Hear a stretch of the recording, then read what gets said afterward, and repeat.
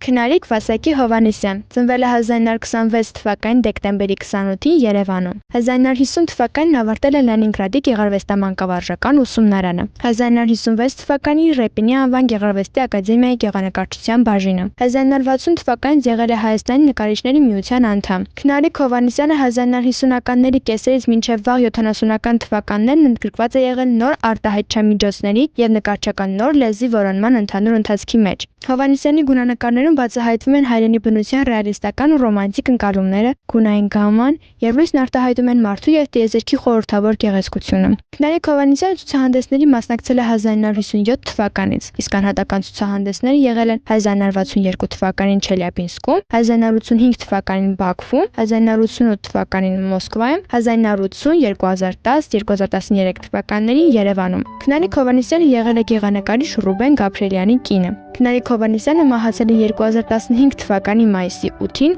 88 տարեկանում։ Մահվան վայրը եղել է Երևանը։